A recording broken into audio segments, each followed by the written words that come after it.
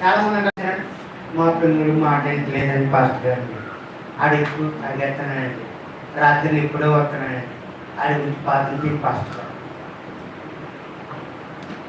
చిన్నప్పుడే వాళ్ళు దేవుని సన్ని తీసుకొస్తే ఇప్పుడు ఆ పాటలు ఉండకపోతేనే మరి 2 వేల నేను చచ్చికెళ్తాను, నువ్వు గుడికే నేను పడికి వెళ్తాను. అట్లాగా ఏం చేస్తారంటే విడిచిపెడతాను. వాళ్ళు ఏం చేస్తారంటే లోకంలో కలిసిపోతారు.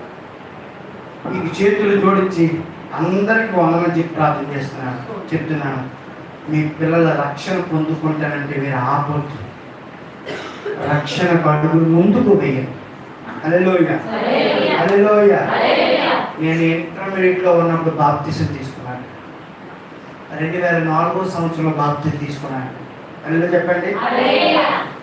నమ్మకంగా ఉండండి, ఉన్నతమైన ఆశీర్వాదం పొందుకుంటారు. దేవుని మీ కొరకే చూస్తున్నాను. దేవుని ఆశీర్వాదం మీరు పొందుకోవాలంటే మరలా చెప్తున్నాను, రూతు వలె లోకాన్ని విడిచిపెట్టండి. జిల్పా వలె ఉన్నతమైన ఆశీర్వాదం పొందుకోవడానికి యాకోబులో ఉన్న దేవునితో మీరు అంటూ కష్టపడండి. హల్లెలూయా చెప్పండి. లూదియా ఆమె ధనాన్ని విడిచిపెట్టింది, వ్యాపారాన్ని పక్కన పెట్టింది.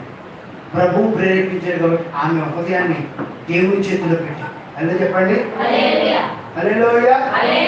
ఆమె బాప్తిసం తీసుకోవడమే కాదు, చూపించిన మాట ఏంటండి, ఆ మాట చూపిస్తాను చూడండి. అపోస్తుల కార్యంలో ముగిస్తున్నాను. అపోస్తుల కార్యంలో 16వ అధ్యాయం, అపోస్తుల కార్యంలో 16వ అధ్యాయం 15వ వచనం చదువుతున్నాను చూడండి. ఆమె ఇంటి వారు బాప్తిసము పొందినప్పుడు ఆమె, నేను ప్రభునందు విశ్వాసం గలదానని ఎంచితే నా ఇంటికి వచ్చిందని వేడుకొని మమ్మను. హల్లెలూయా. ఆమె ఇంటి వారందరూ బాప్తిసం తీసుకున్నారంటండి. మరి మీ ఇంటి వారందరూ బాప్తిసం తీసుకున్నారా?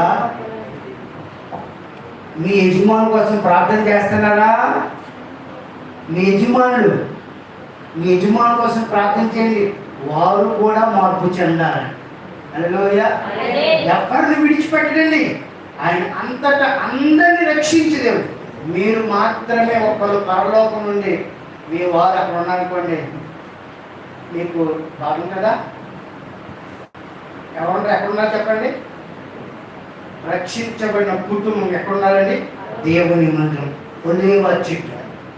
దేవుడు సాదృశ్యం ఉన్నాడు. దేవుని బలలో, దేవుని శరీరంలో, దేవుని రక్తంలో మీ కుటుంబం అంతా చేతులు వేయాలి. అప్పుడే ఉన్నతమైన ఆశీర్వాదం పొందుకుంటారు.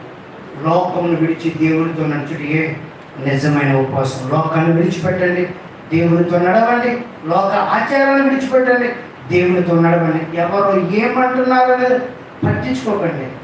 దేవుని సూటిగా, దేవుని గుడి కలిగిన ఉన్నతమైన బహుమానం ఇస్తాడు. ఈ ఉపవాస కోటల ద్వారా దేవుడు నిత్యంగా మీ కుటుంబాన్ని రక్షించుగాక. ఆమేన్. కళ్ళు మూసుకొని ప్రార్థన చేసుకుందాం. పరిశుద్ధమైన మా తండ్రి, మా యేసుక్రీస్తు ప్రభు, శ్రేష్టమైన మీ నామాన్ని బట్టి వందనాలు. వీరున్న వారు మోకరించండి. మోకాళ్ళ మీదకి రండి. ప్రభువా, నన్ను రక్షించి ప్రభువా. ఇంకొన్ని నాలుగు లోకముందేమో తండ్రి, లోకాన్ని నేను విడిచిపెట్టడానికి సహాయం చేయండి. ఇంకా దేవుడు నమ్ముకున్నానే లోకాన్ని విడిచిపెట్టలేమో లేదేమో తండ్రి. ఈరోజు నాతో నువ్వు మాట్లాడు. ఆయన ప్రార్థించండి, మీ కుటుంబాల గురించి ప్రార్థించండి, మీ యజమానుల గురించి ప్రార్థించండి, మీ భవిష్యత్తు గురించి ప్రార్థించండి. ఎందుకు ఇంకా రక్షణకు ఇంకా వెనకడుగు వేస్తున్నాడు? ఇంకా ఎందుకు రక్షణ కొరకు గడగడగి వేస్తున్నాడు? ఆలస్యం చేయొద్దు తల్లి, నీ పాదాలు పట్టుకుంటున్నాను. ఆలస్యం చేయొద్దు, నీ పాదాలు పట్టుకుంటున్నాను. నేరుగానే రక్షణను పొందుకో. బాప్తిసం తీసుకుని సంఘములో నువ్వు కట్టబడు.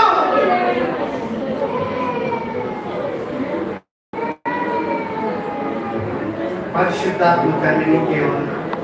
ఈ వాక్యములు ఆయన మీరు ప్రకటించారు ప్రభు, మీరు ప్రకటించారు ప్రభు. మీకే మహిమ రావాలి. నేను తగ్గించుకున్నాను. ఈ వాక్యం ద్వారా ఒక్కరైనా నీ మాటల ద్వారా రక్షించబడడానికి సహాయం చేయండి. దుష్టుని కార్యాలను లయపరచండి. దేవుని కార్యాలను మీరు ప్రారంభించి జరిగించండి. ప్రభుత్వాన్ని మీరు బలం ఇక్కడ నీ దాసులు కష్టపడి సేవ చేస్తున్నారు.